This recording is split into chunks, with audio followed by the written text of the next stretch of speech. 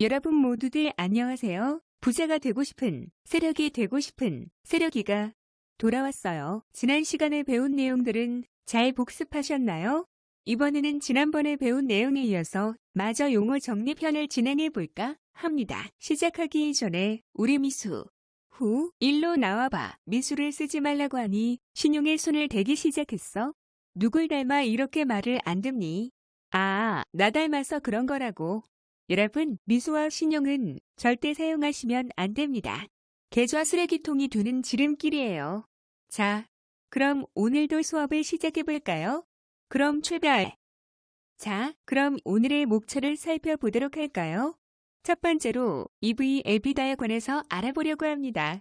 그 다음 두 번째로는 BPS에 대해 설명을 드리고, 세 번째로는 EPS, 네 번째로는 PSR에 관해 설명을 드릴 거예요. 저번 시간에 저의 아름다운 영어 읽기 실력에 찬사를 보낸 사람들이 많으셔서 수업의 집중도를 위해 이번에는 그냥 간단하게만 설명드린 거예요.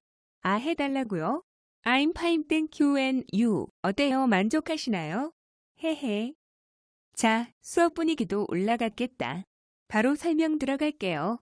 우선 EV 에비다에 대해 설명을 듣기 전에 EV 따로, 에비다 따로 설명을 들으실 필요가 있어요. 마치 파인과 사과가 합치면 파인애플이라는 것처럼 말이죠. 이거 맞나? 아무튼 EV라는 것은 엔터프라이즈 밸류의 약자예요. 바로 직역하셔도 기업 가치라는 것을 알 수 있죠. 그렇다면 기업 가치는 어떤 것을 의미하는 것이냐라는 궁금증이 생길 수 있는데요. 바로 시가총액과 순차입금을 합친 것을 의미해요. 순차입금은 차입금에서 현금 및 투자 유가증권 등을 뺀 것을 순차입금이라고 한답니다. 여러분들 메모. 차 화면에 EV를 구하는 공식이 있죠? 그냥 알아만 두셔도 되는 거예요. 그렇다면 나머지 에비다에 관해서 설명을 드리도록 할 거예요. 에비다라는 것은 Earning Before Interest, Tax, Depreciation, and Amortization의 약자로 세전 기준 영업 현금 흐름을 의미하는데요. 그냥 해석을 해보면 이자나 세금, 감가상각 비용을 빼기 전 순이익이라고 생각하시면 편해요. 그래서 화면을 보시게 되면 에비다를 구하는 공식이 영업이익 더하기 감가상각비 더하기 재세금이라는 것을 알 수가 있죠. 자, 이렇게 EV도 알고 에비다도 알게 되었으니 이제 가장 알아보고 싶었던 EV 에비다를 알아보러 가실까요? 자, 어려울 거 하나도 없습니다. EV와 에비다를 알고 있으니 이제 저 둘을 나눠볼까요? EV에서 에비다를 나누게 되면 기업 가치에서 기업의 세금을 빼기 전 모든 이익인 순이익을 나누는 것인데 결과는 뭐가 나오게 될까요? 간단해요. 기업이 현금을 창출해내는 능력이 나오게 됩니다. 그래서 우리는 EV 에비다를 기업 현금 흐름 창출 능력이라고 부르게 되는 것이고요. 조금 더 이해하기 쉽게 설명해달라고. 내가 하는 게 한국어가 맞냐고. 잘 봐봐요. 우리가 회사를 세우려면 뭐가 필요할까요? 우리가 가장 좋아하는 돈이 필요해요. 그렇다면 그 회사를 세우려면 어느 정도의 투자 금액이 필요하단 소리죠? 그러면 우리는 그 회사를 세우기 위한 투자 금액을 기업 가치라고 할 거예요. 그렇다면 그 회사가 투자 금액만큼 버는데 걸리는 시간을 나타내주는 것을 EV 에비다라고 하는 거예요. 결국 한마디로 이 회사가 투자한 금액만큼 버는데 몇 년이 걸릴까를 수치로 나타내준 것을 EV 에비다라고 하는 거랍니다. 처음에는 이해가 잘 안 갈 수도 있지만 조금 차분히 생각을 하게 되신다면 간단하게 이해하실 수 있으실 거예요.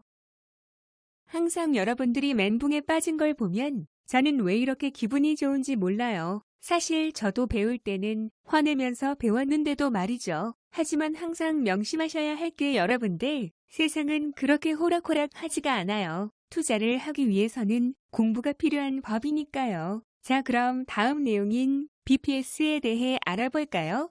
자꾸 BTS라 하시는 분들 있으신데 여기 빅히트 환불 안 되냐고 물어보신 분들 많아요.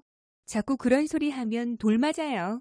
자, BPS는 무엇이냐? 북밸류 퍼쉐어의 약자로 주당 순 자산 가치를 의미하며 기업의 순 자산을 총 발행주식으로 나눈 것을 의미하는 거예요.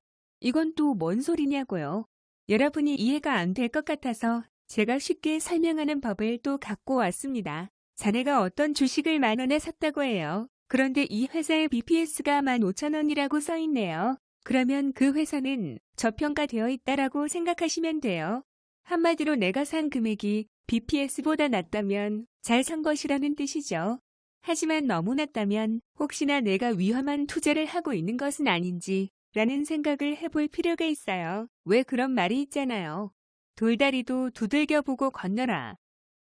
다음으로 넘어가서 EJPS라는 것을 배울 거예요. 이번 내용은 이렇게 간단해도 될까 싶을 정도로 간단해요. EPS란 Earning per Share의 약자로 주당 순이익을 의미하는데요.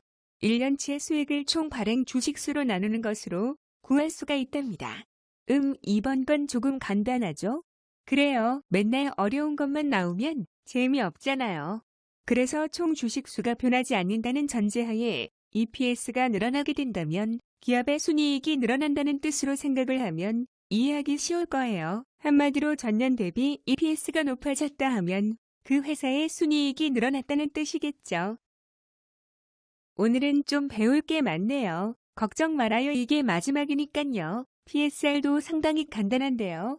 간단하다고 무시하면 안 돼요. 비록 간단하지만 투자하는 데 있어서 꽤 중요한 지표이기도 하거든요. PSR은 무엇이냐? Price per Sales Ratio의 약자로 주가 매출 비율이라는 의미를 갖고 있답니다. 간단해요. 시가총액에서 1년 총 매출을 나누면 되거든요. 앞에 나온 EPS랑 헷갈릴 수도 있는데요. 일단 PSR을 외워두시는 게 편하실 거예요. PSR의 경우는 실제 장부 가치가 음수이거나 순이익이 적자인 경우에 앞에 배운 PER이나 PBR 값을 잘 산출하지 못할 경우 활용하는 지표인데요. PER이나 PBR의 단점들을 보완해주는 지표라고 생각하면 더 쉽게 이해하실 수 있을 거예요. 왜 그런지 모르겠지만 낮을수록 좋은 게 왜 이리 많은지 모르겠어요. PSR의 경우도 낮을수록 좋으며 매출이 큰 회사일수록 PSR이 낮은 회사이며 적재의 경우에 업황 개선 시 순이익이 쉽게 높아질 가능성이 높다고 하네요. 이렇게 오늘까지 재무제표를 보는데 기본이 되는 용어들을 알아보았는데요. 이 용어들만 알고 있어도 투자하는데 많은 도움이 되실 거예요. 여러분들에게 조금이라도 도움이 되고 싶은 마음에 이렇게 영상을 만들게 되었는데요. 혹시 도움이 되셨다면 구독 좀 부탁드려요. 쭈글쭈글 열심히 할게요. 헤헤. 아무튼 기업 분석하다가 막히는 게 있다거나 또는 더 알아보고 싶은 용어들이 있으시다면 댓글에 적어주세요. 언제든지 환영입니다. 이제 용어 정리는 이렇게 마치며 다음 시간부터는 기업에 대한 분석을 마저 하려고 합니다. 다들 성공 투자하는 그날까지 이상 부자가 되고 싶은 세력이 되고 싶은 세력이었습니다. 감사합니다.